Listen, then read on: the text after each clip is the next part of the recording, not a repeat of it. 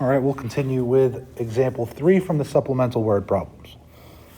Here they tell us we have an open box with a square base to be made from a square piece of cardboard that is 24 by 24.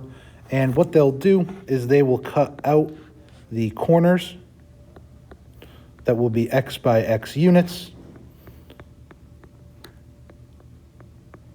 and create the box by folding along those dotted lines that you can see on the diagram. So what they ask us, is to express the volume as a function of X, the length of the side from each corner cut. Well, we know our volume is going to be our length times width times height. So we need to figure out our length and our width, and finally our height. Well, our length and width will be the same because we're starting from a square, and they'll be mirror image, actually not mirror, but they will be very similar to one another. This distance here indicated is 24 inches, but we need to figure out this distance across. Well, we start with 24 and we remove X on either side. In other words, we remove 2X. So our volume as a function of X will be 24 minus 2X quantity squared. We've taken care of the length and the width.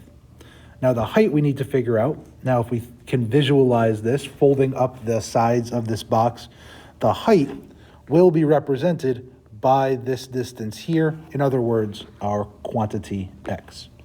So there we have a volume function in terms only of that quantity X. In part B, they want us to, so that's A.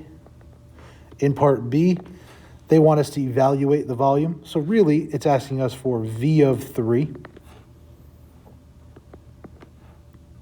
and V of 10.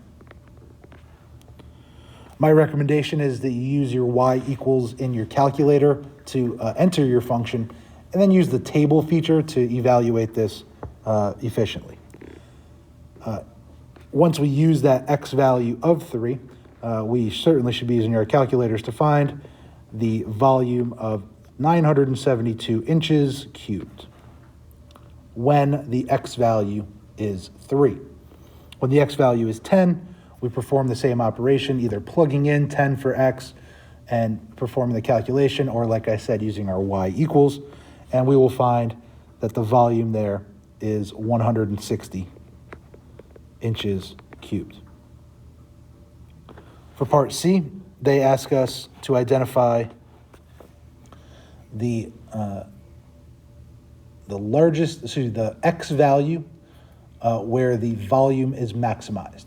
So this function is a cubic, and what we're looking here for is an